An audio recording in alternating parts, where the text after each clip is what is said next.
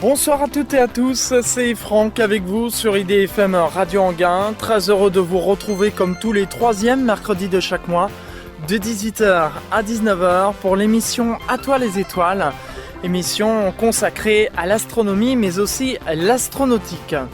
Sachez que chaque été, je vous propose la formule été d'À toi les étoiles qui consiste à vous faire découvrir des lieux dédiés à l'astronomie en faisant une balade comme ça à travers la France. Alors c'est vrai, l'été dernier, il n'y a pas eu de formule été d'À toi les étoiles parce que c'était l'année 2009, c'était l'année mondiale de l'astronomie, donc c'était un peu spécial. Mais en cette année 2010, on reprend nos habitudes.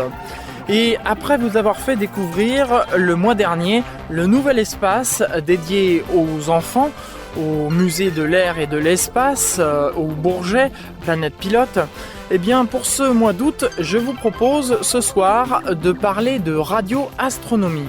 Alors peut-être que certains savent déjà où je me trouve, rien que par le thème de cette émission ce soir. Sachez que je me trouve à 200 km au nord-ouest de Paris, entre Orléans, Vierzon et Bourges, dans le département du Cher, en région centre, au cœur de la Sologne et tout près de la ville de Nançay, chère à l'auteur du Grand Maulne. Je suis au cœur de la forêt, vous pouvez d'ailleurs entendre autour de moi les arbres, le vent, et comme nous sommes en extérieur, eh bien on est tributaire de la météo et juste l'émission commence, il commence à tomber quelques gouttes. J'espère que ça ne va pas durer. Je suis donc ici sur le site de la station radioastronomie de Nançay qui est une dépendance de l'Observatoire de Paris. Souvenez-vous, lors de l'été 2007, je vous avais fait découvrir l'Observatoire de Paris et de Meudon et nous avions évoqué un troisième site, donc en Sologne. Eh bien, ce soir, pendant 1 heure, je vais vous faire découvrir la station radioastronomie de Nançay en compagnie de mon invité qui s'appelle Steve Torczynski, qui est directeur adjoint de la station de radioastronomie de Nançay. Monsieur Torczynski, bonsoir. Merci beaucoup de m'accueillir ici au sein de la station de radioastronomie de Nançay. Nous allons nous promener donc sur le site pendant 1 heure où vous allez nous faire découvrir tous les instruments que l'on y trouve ici et tout ce que l'on y fait, bien sûr. Alors, tout d'abord, qu'est-ce que la radioastronomie pour expliquer à nos auditeurs? Radioastronomie, c'est astronomie, c'est-à-dire les études du ciel, mais on capte les rayonnements qui sont des rayonnements de longueur d'onde très longue, ça veut dire radio, et on peut dire également des fréquences très basses. Et pour comprendre le spectre, on parle souvent du spectre de radiation électromagnétique. Et ce qu'on voit avec les yeux, ce sont des radiations électromagnétiques, mais de longueur d'onde très petites, dans environ des centaines de nanomètres, c'est-à-dire 1 milliardième d'un mètre. Mais pour la radio, c'est beaucoup plus long. Ici, ce sont des longueurs d'onde des environs d'une dizaine de centimètres de longueur d'onde. Et on a l'habitude de écouter la radio. Mais en fait, on n'écoute pas la radio, on capte les rayonnements sur des détecteurs et après on interprète ce qui contient ces signaux. Et pour la radio FM, c'est rayonné en ondes radio, mais en fait, après, il y a une sorte de déchiffrage pour comprendre le signal. On fait ça en astronomie aussi, mais le rayonnement vient des astres. Parlez-nous un peu de l'histoire de Nançay, comment ce site ici a été créé? Ce site, il faut remonter aux années 1950 et peu après la guerre, la Deuxième Guerre mondiale et même un petit peu pendant la guerre, pour les études avec des radars, il y avait une équipe de scientifiques français en Angleterre à l'époque qui aider avec l'effort de la guerre, avec des radars pour détecter les avions qui venaient. Mais à la fois, ils ont constaté que c'était possible de détecter le soleil en ondes radio. Et donc, après-guerre, ils ont décidé de monter un observatoire radio pour faire des études du soleil.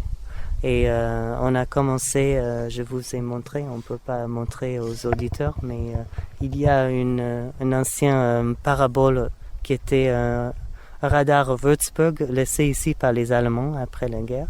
Et on a commencé les études solaires avec ceci. Mais un petit peu plus tard, on a fait un interféromètre. Et ici, on est dans le vent, au croisement des lignes, des antennes. Il y a une quarantaine d'antennes qui sont reliées ensemble et on appelle ça interférométrie pour faire des études du soleil. Qui à elle seule, en fait, toutes ces antennes mises ensemble représentent une gigantesque antenne. Oui, si vous voulez, c'est presque équivalent à une antenne qui a le diamètre qu'on voit ici. Donc, c'est-à-dire 1 km 200 mètres dans la ligne nord-sud et à peu près pareil 1 km 500 dans la ligne est-ouest.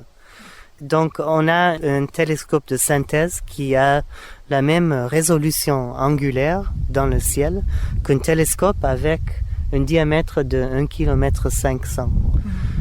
Mais on n'a pas la même sensibilité et c'est une différence importante. On verra plus tard pour les nouveaux instruments que ce manque de sensibilité, c'est bien d'avoir la résolution angulaire, mais parfois on a besoin de sensibilité aussi. Pour le soleil, on n'a pas besoin de beaucoup parce que ça rayonne tellement fortement. Alors, je vous suis, on va continuer la visite.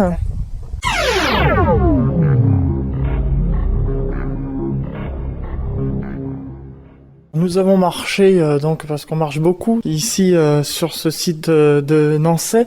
Alors nous sommes ici à quel endroit ? Ici c'est un radome où on fait des essais avec un nouveau instrument, un développement pour le futur de radioastronomie.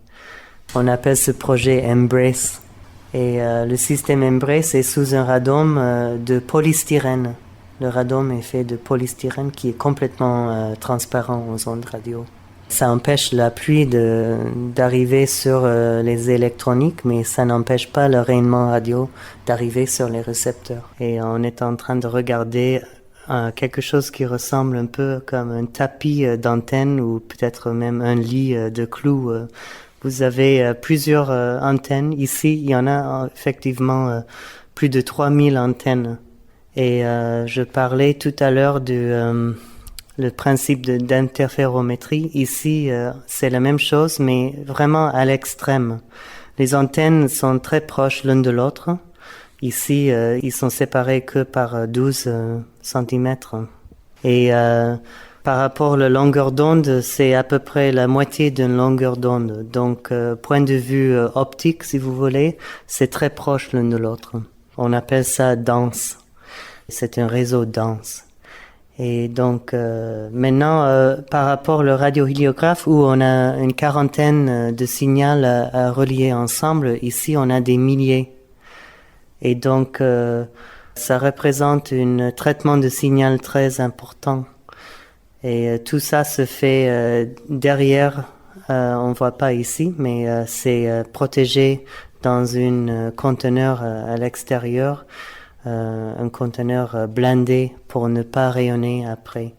Donc ça, c'est un problème perpétuel sur la station de radioastronomie. Il y a des rayonnements qui viennent des émetteurs artificiels, la radio FM par exemple, ou la télévision, les téléphones portables, les Wi-Fi des ordinateurs portables. Mais aussi, il y a des rayonnements simplement des ordinateurs qui se trouvent sur le site. Donc nous, il faut que on se protège de nous-mêmes.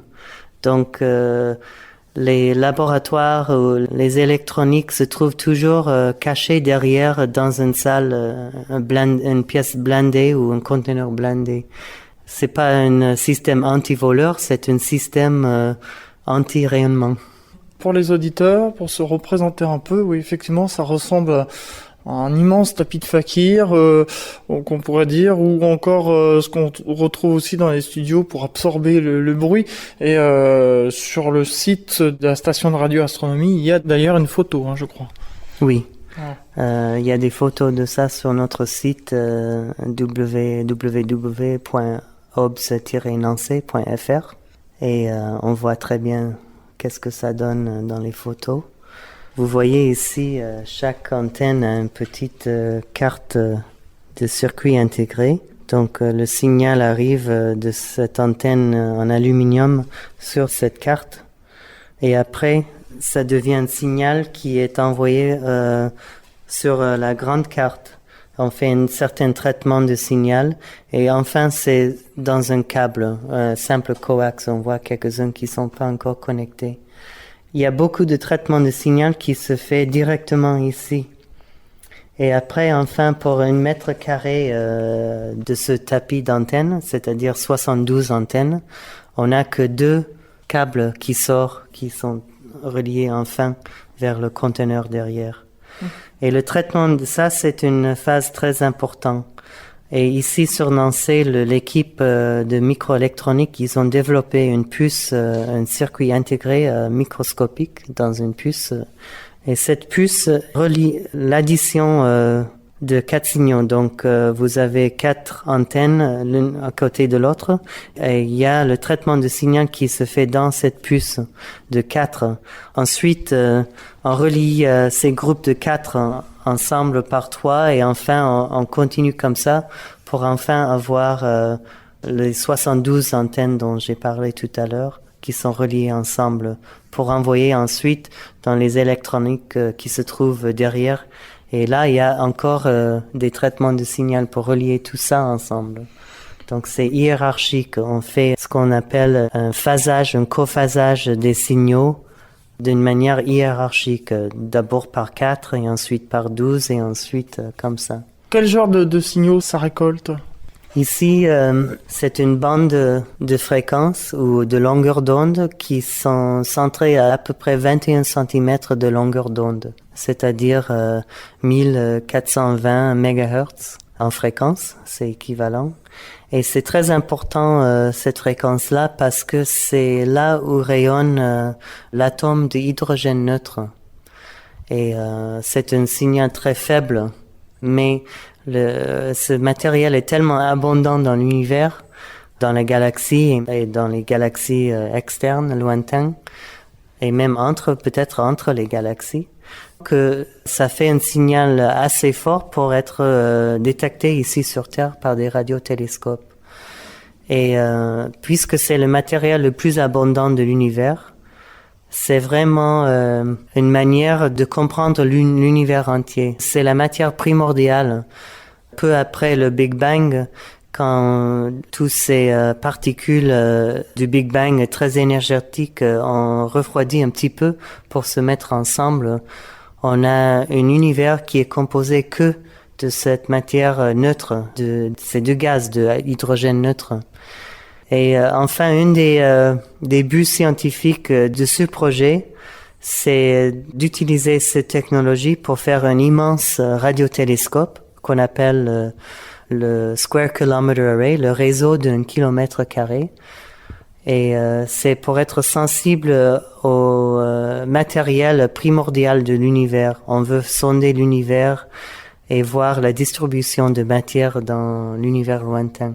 Et on espère utiliser ce système-là pour faire ce grand radiotélescope. Donc pour l'instant, c'est un prototype, même que ça a l'air assez grand. Actuellement, on voit à peu près 60 mètres carrés ici d'antenne. Mais quand c'est fini, ici, ce serait 80 mètres carrés. Mais le réseau d'1 kilomètre carré doit avoir 1 million de mètres carrés de surface. Donc à peu près 10 000 fois plus grand que ce qu'on voit ici. C'est énorme, en effet. Oui. Est-ce qu'on en a terminé donc sur ce site et qu'on peut aller voir autre chose ou Oui, bien sûr. D'accord. Il y a plein de choses à voir. Eh bien, je vous suis.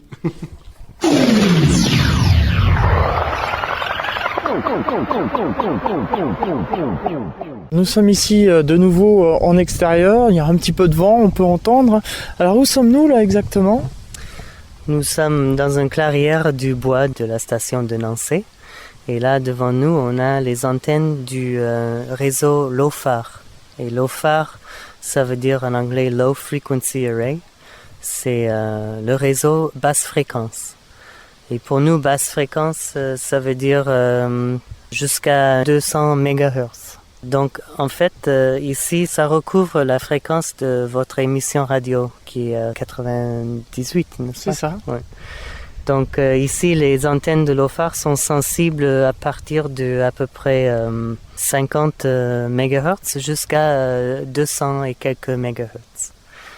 Et ce sont des antennes très simples, des simples dipôles. Vous voyez 4 petits ficelles qui sortent et au bout, c'est un peu comme une pyramide sans les murs. On a les 4 coins qui sont reliés au bout. Il y a un amplificateur basse bruit. Et après, le signal est envoyé souterrain avec des câbles.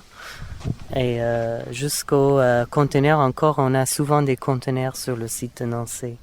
Et ça, c'est parce que les électroniques, les ordinateurs qu'on utilise de jour en jour, ils rayonnent. Parce qu'il y a une puce, le processeur, la puce qui fait les calculs, ça tourne avec une horloge et on entend souvent parler d'un processeur qui est un processeur de 1 giga ou 2 giga ou 3 gigahertz. Et en fait, c'est la vitesse de l'horloge de la puce. Une horloge comme ça rayonne aux mêmes fréquences. Et il y a aussi des harmoniques et des sous-harmoniques. Et donc, tout ça, c'est un rayonnement qui peut être capté par nos antennes ici. Donc à chaque fois qu'on a des électroniques, il faut toujours mettre les électroniques dans un boîtier ou dans un grand conteneur blindé. On appelle ça une cage de Faraday pour le physicien Michael Faraday qui a fait les calculs pour voir que si on est complètement entouré d'une surface conductrice, alors il n'y a aucun champ électromagnétique qui peut entrer ou sortir. C'est protégé. Alors là, ce qu'on voit, c'est quelques centaines de mètres carrés d'antenne et là-bas, sous le noir, c'est la partie haute fréquence. Ici, c'est basse fréquence et haute fréquence, c'est les centaines de mégas. Ici, ce sont les plusieurs dizaines de mégas.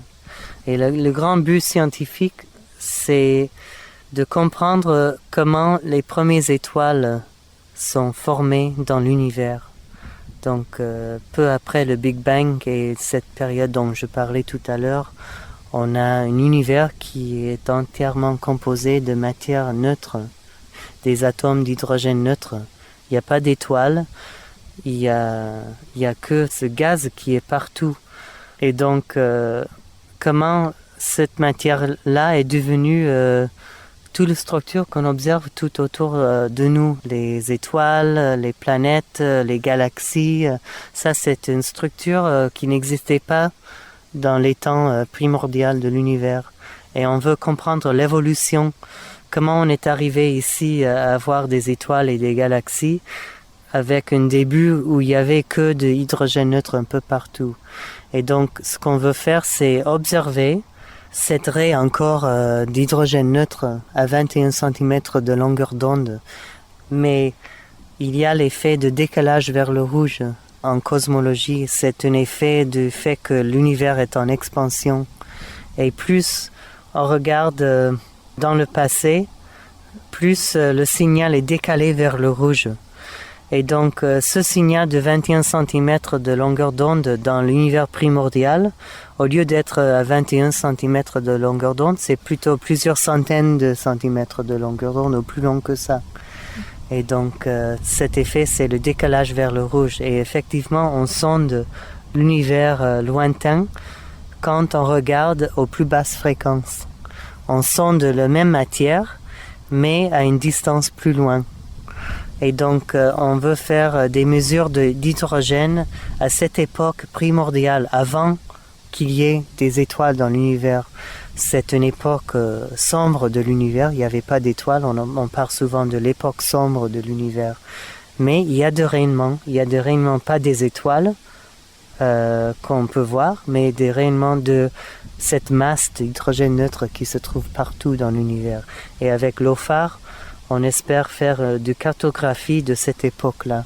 En cosmologie, on appelle ça l'époque de rayonisation. C'est quand les premières étoiles s'allument et rayonnent avec des longueurs d'onde plus petites, c'est-à-dire des rayonnements énergétiques, ça fait ioniser la matière. On sépare les protons et les électrons et on appelle ça ionisation.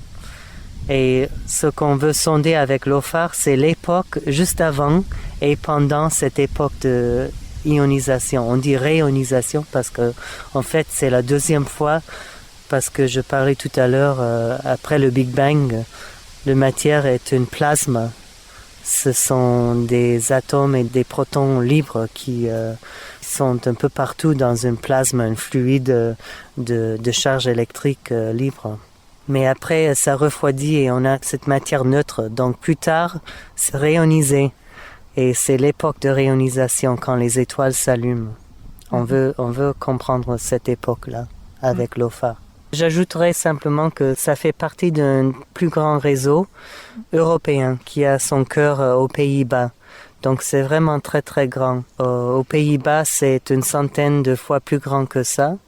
Et il y a des stations de l'OFAR en Allemagne, il y en aura en Angleterre et en Italie aussi. D'accord, donc tout un rayonnement européen en quelque sorte. Voilà, oui. Mais c'est pas un rayonnement, c'est une réception de rayonnement. La pluie s'arrête et c'est tant mieux. Je vous propose, le temps que nous nous rendions sur un autre site, une pause musicale tout de suite sur IDFM Radio Anguin. On se retrouve dans un instant pour la suite de cette émission À toi les étoiles. À tout de suite. D'accord. Retour en Sologne, dans le département du Cher, à Nançay, en compagnie de Steve Torchinski, qui est directeur adjoint de la station de radioastronomie de Nançay, et il nous fait découvrir les installations de la station. Maintenant, on est dans la salle de contrôle pour le grand radiotélescope de Nançay, le grand radiotélescope décimétrique. Décimétrique, ça veut dire les dizaines de centimètres.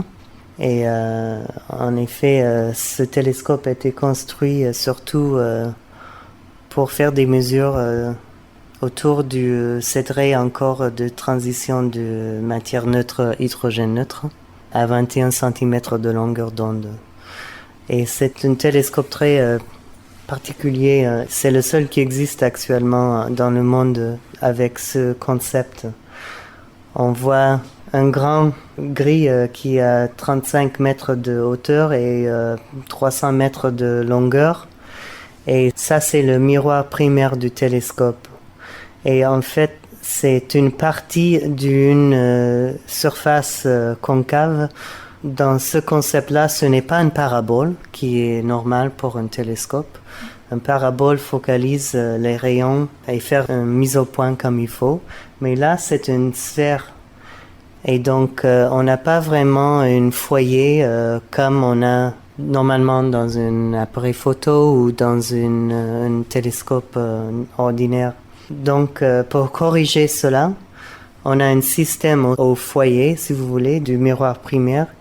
Au foyer, on a ce chariot-là, et là-dedans, on va regarder après, il y a deux miroirs qui corrige les aberrations du fait que le miroir n'est pas un parabole, mais c'est une sphère. On corrige avec deux autres miroirs, et enfin le signal est envoyé dans une cornée antenne et un récepteur avec des électroniques derrière, des amplificateurs basse bruit qui sont refroidis avec cryogénie et des détecteurs. Donc ce miroir-là qui est vertical, normalement, ils reçoivent les rayonnements qui arrivent horizontalement. Et c'est inutile pour faire astronomie. On veut regarder le ciel. Donc on a ce grand miroir plan. Il y a à peu près 300 mètres entre les deux. Et ce miroir plan redirige le rayonnement. Donc il y a le rayonnement qui arrive du ciel et réfléchit de ce grand miroir plan vers le grand miroir immovible, on dit, et ensuite vers le chariot au centre. Pourquoi on a choisi une sphère? C'est parce que le foyer, c'est pareil sur une piste. Et donc, avec ce système, on peut bouger le chariot pour suivre la source qui défile dans le ciel avec la rotation de la Terre. On peut suivre une source pendant 1 heure avec ce système. Et on peut diriger le grand miroir plein là où on veut dans le ciel pour voir des différentes déclinations dans le ciel. Ce télescope a été inauguré en 1965 par le président de la République, Charles de Gaulle. Il est venu ici pour inaugurer le grand radiotélescope. Il y a des photos de cette époque-là sur notre site aussi. Actuellement, on utilise le télescope pour faire des études de plusieurs genres. Pour les études de système solaire, on fait de cartographie des comètes et des astéroïdes, des planètes comme Jupiter. Il y a aussi des études galactiques et aussi extragalactiques. On peut détecter les galaxies qui émettent en 21 cm de longueur d'onde parce que les galaxies sont composées pour la plupart d'hydrogène neutre.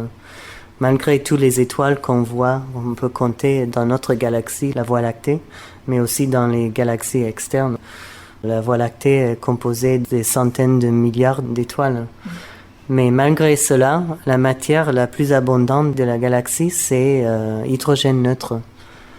Et on ne voit ça qu'avec des ondes radio. C'est ce qu'on appelle en fait l'univers invisible.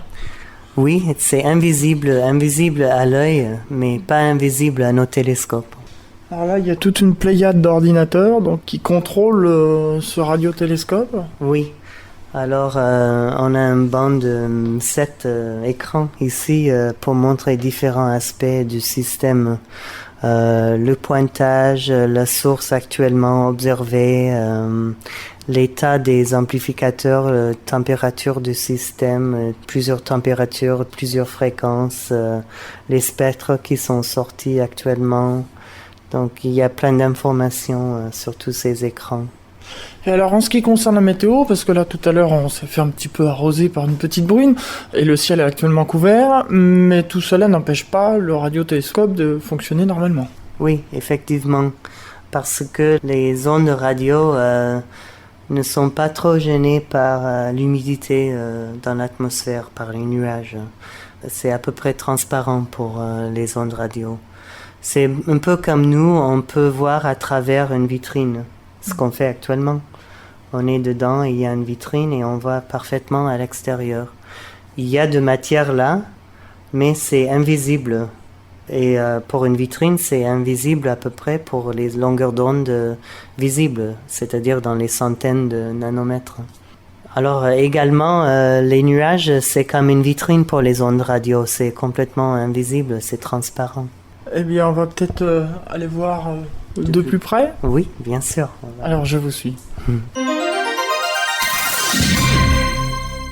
Nous voilà donc face au miroir avec un peu de bruit. Et le bruit qu'on entend, en fait, c'est ce qui sert à faire bouger le miroir. On le voit d'ailleurs bouger légèrement. Alors, quelle explication pouvez-vous nous donner sur cette partie du radiotélescope ? Ça, c'est le chariot qu'on appelle FOR. Ça veut dire foyer optimisé pour le radiotélescope. Et on voit devant nous le premier miroir qui fait une correction de l'aberration du grand miroir sphérique. Il faut 2 miroirs pour faire cette correction. Mais je vais vous demander de vous déplacer parce qu'en fait, même votre petit appareil ici, ça rayonne.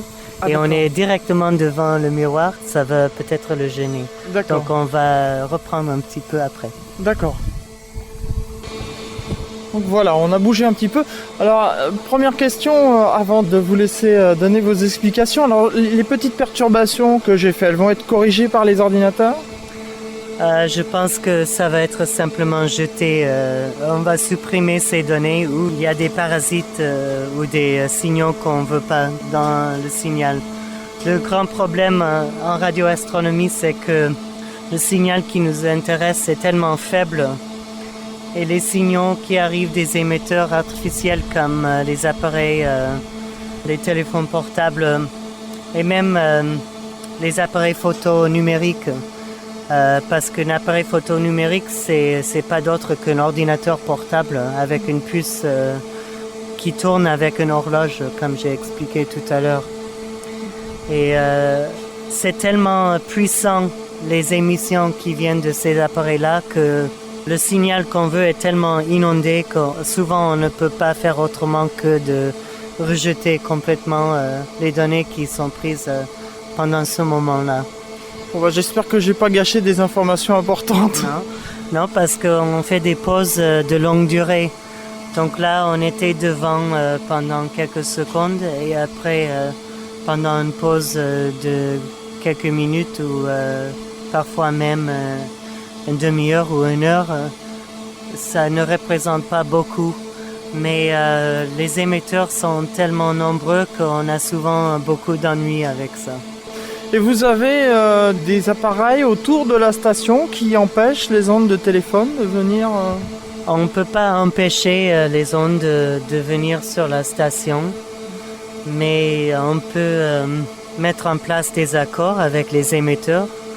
Et du coup, par exemple, on demande tout le monde d'éteindre leur téléphone portable avant de venir sur la station. Et les services n'envoient pas leur signal ici. Donc, même si vous avez votre portable allumé, vous allez constater qu'on ne reçoit pas le signal du service téléphone portable. On ne peut pas connecter sur le réseau parce qu'il n'y a pas de signal. Et donc ça, c'est parce qu'il y a un accord avec les différents services de téléphone portable pour ne pas rayonner sur le site de Nancy. Revenons maintenant à notre radiotélescope. Donc là, nous sommes derrière. Donc du coup, on ne gêne pas. On est sur la structure qui est en train de se mouvoir pour récolter donc ces informations. Oui, on parlait du système de correction. Il y a deux miroirs qui font un jeu de miroirs ensemble pour corriger les aberrations. Donc si c'était parfaitement parabolique, il n'y aurait pas d'aberration tant qu'on est dans le foyer du télescope. Mais là, ce n'est pas une parabole, c'est une sphère et donc il y a des aberrations qu'il faut corriger. Et le système a été conçu pour corriger les aberrations d'un miroir sphérique pour faire un vrai foyer. Et à l'intérieur, on pourrait voir les récepteurs qui sont simplement des cornets à antennes. C'est une cornée, comme une cornée on trouve en musique.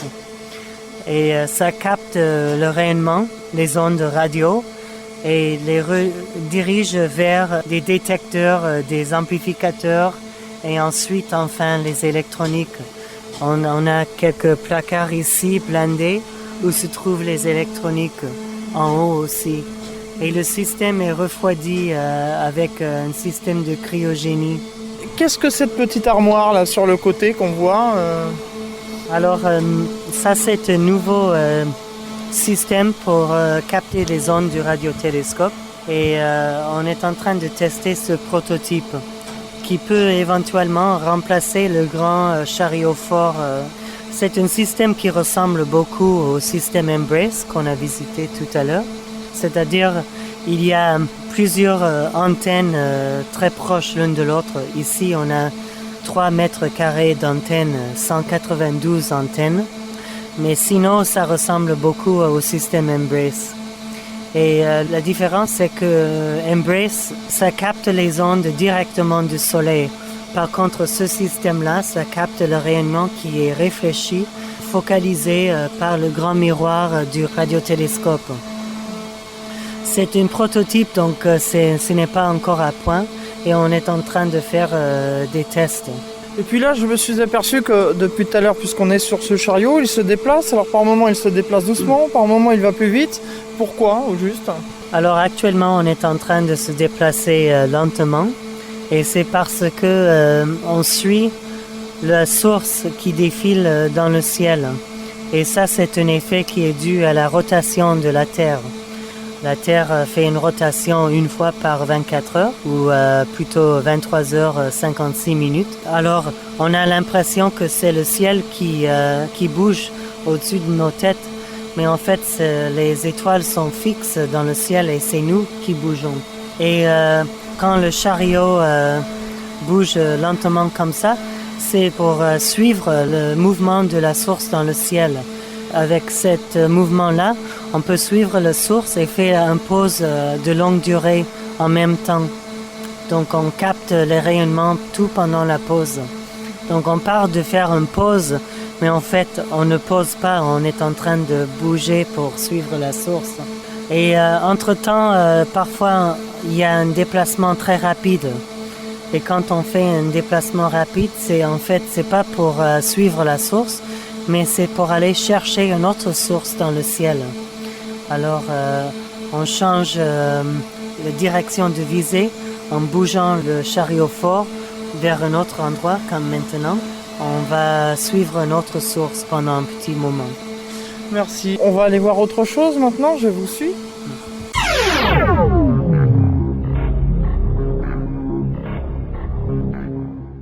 Nous voilà en haut du radiotélescope, un peu essoufflé parce qu'on a monté les escaliers avec du vent, parce que vous disiez on est à combien de hauteur là ? On est à peu près 40 mètres. D'accord. Et on est au niveau de l'axe du grand miroir plan du radiotélescope.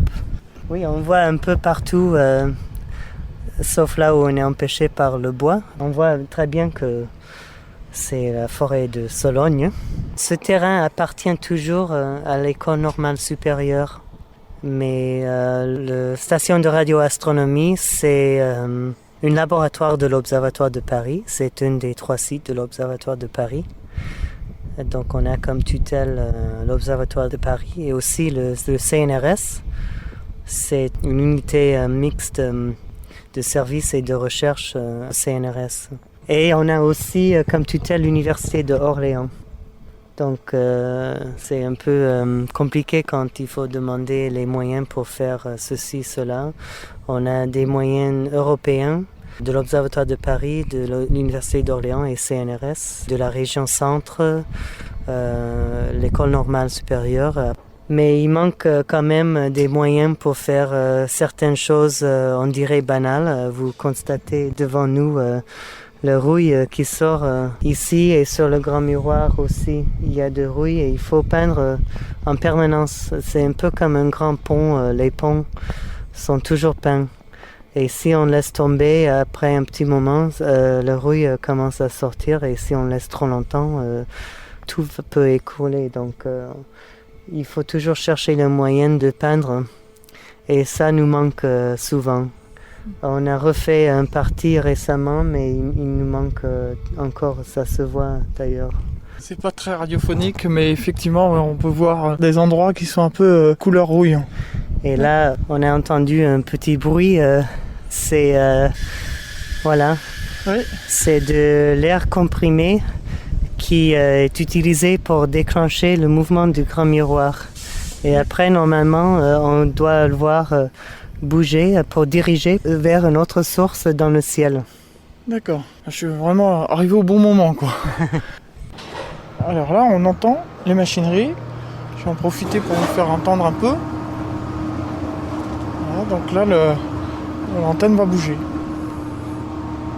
On peut apercevoir le mouvement du miroir. C'est en train de bouger très lentement. Mais si on voit de loin, on voit que ça tourne. Mais si on regarde ici directement sur l'axe, c'est difficile à voir le mouvement, tellement c'est lent. Ça peut bouger plus rapidement que ça aussi, si on veut aller se mettre sur une source rapidement qui est loin dans le ciel par rapport où on est actuellement. Mais là, c'était pas nécessaire d'aller si loin que ça, donc les moteurs sont bougés très lentement. Je pense qu'on va regagner le plancher des vaches et poursuivre la visite. Le temps que nous nous rendions sur un autre site, une pause musicale tout de suite sur IDFM Radio Anguin.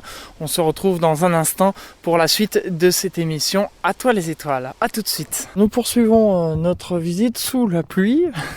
Et ça, c'est les inconvénients de la météo. Nous sommes donc ici à un autre appareil. Alors de quoi s'agit-il ? Alors du grand radiotélescope qui est équivalent à un télescope d'un diamètre de presque 100 mètres. On a ici un tout petit instrument qui fait 1 mètre de diamètre. Et c'est utilisé pour surveiller l'environnement radio de la station. Donc on a parlé des émetteurs artificiels. Il y a les téléphones portables, il y a des émissions radio et télévision, des satellites GPS par exemple. Et tout ça fait un spectre avec des rayonnements qui sont dans la bande de fréquences qui nous intéressent. Et parfois, s'il y a un émetteur, quelque chose qu'on n'a jamais constaté auparavant, on peut utiliser ce système-là pour diriger vers différentes directions pour voir si c'est quelque chose local, peut-être même sur la station ou sinon chez les voisins qui ont allumé un émetteur qu'ils n'ont pas dû faire. De nos jours, ça devient de plus en plus compliqué, les systèmes Wi-Fi. Donc, si vous avez un Wi-Fi comme presque tout le monde maintenant dans votre maison, il y a des fermes autour, ils ont leur émetteur et on est sensible à tout ça. Donc on sait que les radios pirates sont strictement interdits, mais si j'avais envie de braver la loi et de m'installer dans la forêt proche pour faire une radio pirate, je serais rapidement détecté. Oui. On pourrait capter non seulement votre émission sur la radio astronomie, mais on saura où vous trouvez dans le bois. Donc vous ne pouvez pas vous cacher parce qu'on peut diriger notre système non seulement pour capter les ondes, mais pour savoir d'où ils viennent. Mais tout ça, c'est pas notre rôle de faire ça. Ce qui nous intéresse, c'est seulement notre site. Mais les émissions radio, c'est très réglementé en France et en Europe, dans le monde entier. Donc on ne peut pas émettre n'importe quoi, n'importe qui. Il faut une licence et il faut payer de l'argent pour ça. On en a terminé avec cette petite antenne, on poursuit ? Oui.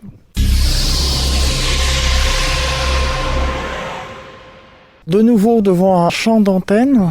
Oui, alors là maintenant on est devant le réseau décamétrique et c'est un instrument qui est sensible aux ondes radio très très basse fréquence, dans les dizaines de mégahertz. C'est un réseau phasé. Donc là on voit une centaine d'antennes qui sont reliées ensemble. C'est très proche à ce qu'on fait avec le système LOFAR, le nouveau système LOFAR, mais ça c'est un système qui date de beaucoup plus d'années. La grande différence avec LOFAR, c'est que c'est un système complètement numérique. Ici, avec le réseau décamétrique, c'est un système analogique. Donc on n'est pas obligé de faire la numérisation du signal. On peut prendre le signal et on peut les mettre ensemble avec un jeu de câbles. On appelle ça un corrélateur qui se trouve dans le bâtiment derrière, qui est la salle de contrôle du réseau décamétrique. Et là, avec une astuce de choisir des câbles, on peut faire un télescope de synthèse avec une direction de visée qu'on veut. Donc on peut suivre des sources dans le ciel et après quelques minutes, une quinzaine de minutes, on change les câbles. Effectivement, on change des câbles, on utilise des switches et ça fait une direction de visée autre pour suivre la source dans le ciel. Avec ce système, on fait des études de Jupiter, par exemple, parce que Jupiter, c'est une planète géante qui rayonne en ondes radio. C'est une source d'ondes radio. Et aussi, il y a des aurores boréales comme on trouve sur la Terre et Saturne également. On peut détecter ça avec le réseau décamétrique. Et le réseau décamétrique, c'est à la base de cette idée d'étudier les gerbes cosmiques avec des ondes radio plutôt que simplement avec des compteurs de particules. Maintenant, c'est un projet qui s'appelle CODALEMA et c'est pour détecter les ondes radio des particules énergétiques, les gerbes cosmiques. Et on voit encore une partie de CODALEMA là-bas. On est en train de chercher le meilleur dipôle. À gauche, vous voyez le dipôle simple et à droite, vous voyez quelque chose un peu plus sophistiqué, mais c'est quand même assez simple. C'est simplement en forme de 2 triangles, comme une cravate. Exactement. Un problème qu'on a sur la station, c'est les interférences de l'un instrument vers l'autre. Donc, avant de mettre l'implantation du système CODALEMA, il a fallu faire beaucoup de tests. Et donc, les électroniques du système CODALEMA se trouvent dans un boîtier blindé. Et on a mis ça à côté du radiohéliographe, le grand interféromètre. Et on a fait des mesures pendant plusieurs jours pour voir s'il y a des émissions qui sortent de ce boîtier.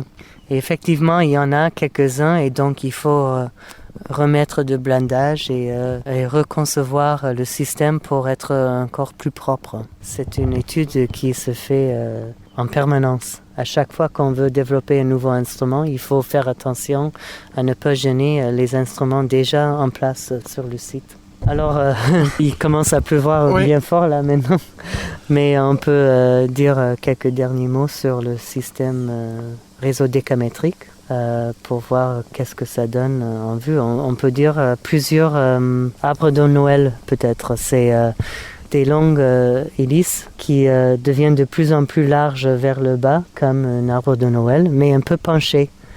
Et ces hélices, c'est simplement des fils très longs qui servent comme antennes. Et tout ça sont reliés ensemble pour faire les études de Jupiter et du Soleil aussi. Alors on en a terminé avec la visite de la station, mais là on est dans un lieu qui a été inauguré récemment. Oui, on est dans le nouveau pôle des étoiles. C'est le centre des visiteurs. En fait, c'est géré indépendamment, mais c'est lié à la station de radioastronomie. C'est soutenu par la région centre. Et ici, c'est tout nouveau, des exhibitions sur radioastronomie et astronomie en général, les concepts physiques. Ici, par exemple, on est devant quelque chose pour nous montrer la vitesse de lumière. Et le fait que la vitesse de lumière n'est pas infinie, il prend un certain temps pour traverser de l'espace. Et on voit que si on reçoit des rayonnements très lointains, c'était aussi quelque chose qui a été rayonnant loin dans le passé. Et voilà, on essaie d'expliquer ça ici. Donc si on était à 2000 années-lumière de la Terre et on recevait des émissions, si c'était possible, on verrait l'Empire de Rome. Et il y a d'autres expositions, bien sûr, toujours sur ce musée. Oui, voilà quelque chose qui fait travailler l'effet de Doppler. Et à côté, il y a plus sur la radioastronomie en particulier. Ici, une exhibition sur les pulsars, on a parlé un petit peu des pulsars tout à l'heure. Ici, on est devant une exhibition des 3 grands instruments sur le site de Nancy qu'on a déjà visité. Le grand radiotélescope de symétrique, le radiohéliographe et le réseau décamétrique. Ce sont les 3 grands instruments. On a aussi les instruments en développement qu'on a pu visiter, qui nous amènent au futur de radioastronomie. La radioastronomie devient de plus en plus un effort global. On travaille ensemble avec nos partenaires internationaux pour développer de nouveaux instruments qui vont être mis pas sur le site de Nancy, mais ailleurs dans un environnement calme, point de vue radiofréquence, soit dans le désert d'Australie ou le désert de l'Afrique du Sud, par exemple, pour le nouveau instrument Square Kilometre Array. Et ça, c'est un effort vraiment global, mais on a notre participation ici sur Nancy, surtout dans le développement des nouveaux instruments comme Embrace et le développement des microélectroniques qui sont liés à la radioastronomie. Tout ça se fait sur la station de radioastronomie de Nancy. Alors on arrive au terme de cette émission À toi les étoiles. Je voulais tout d'abord vous remercier de m'avoir accueilli ici sur ce site de la station radioastronomie de Nancy. Pour conclure, le mot de la fin, qu'est-ce que vous souhaiteriez dire aux auditeurs ? Alors s'il faut choisir un seul mot pour le mot de la fin, c'est difficile, mais je dirais simplement l'univers. Parce que tout ce qu'on fait sur la station de radioastronomie de Nancy, c'est pour mieux comprendre la nature de l'univers. Et on fait ça à travers les ondes radio, bien sûr, et avec des observations des astres et de l'univers autour de nous, soit proche ou lointain. On veut comprendre la structure du système solaire, la formation du système solaire, la formation des étoiles, l'évolution de l'univers loin dans le passé, où et comment sont-ils formés les premières étoiles de l'univers. C'est tout autour de sciences de l'univers. Et on est bien impliqué dans ça avec des observations radio de différentes longueurs d'onde. Des longueurs d'onde basse fréquence comme l'OFAR et le réseau décamétrique, et des longueurs d'onde un plus petites comme pour le grand radiotélescope de Nancy et les radiotélescopes du futur comme Embrace. Et bien sûr, le Soleil est un astre très important pour nous et dans l'univers, et c'est un peu normal par rapport aux autres, mais pour nous, c'est notre étoile la plus proche, et donc il faut bien comprendre ça pour mieux comprendre les autres étoiles, et on fait beaucoup des études de physique solaire ici sur le site de Nancy. Donc voilà, le mot de la fin, c'est l'univers. Merci beaucoup, merci de votre accueil. On rappelle pour ceux qui veulent venir voir ici sur ce lieu, donc ce musée, l'adresse de la station. Alors on est dans la forêt de Sologne, dans le département du Cher. Et c'est la station de Nancy se trouve sur la route de Swem, 1800-330 dans le Cher. Merci beaucoup. Merci à vous. Merci également au personnel de la station de radioastronomie de Nancy pour leur accueil sympathique, ainsi qu'au service communication de la station.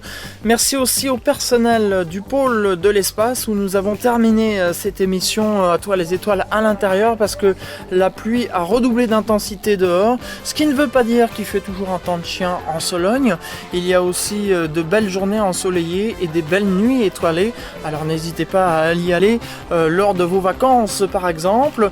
On n'a pas parlé beaucoup du pôle de l'espace parce qu'on arrive en fin d'émission, mais on en reparlera dans les mois à venir parce que c'est un tout nouvel endroit qui est vraiment très bien, et donc on consacrera une émission entière prochainement, donc à suivre. Merci également au service communication de l'Observatoire de Paris, notamment Emmanuel et Frédéric Offray. Merci à vous aussi, chers auditeurs, d'avoir suivi cette émission. J'espère que celle-ci vous a plu.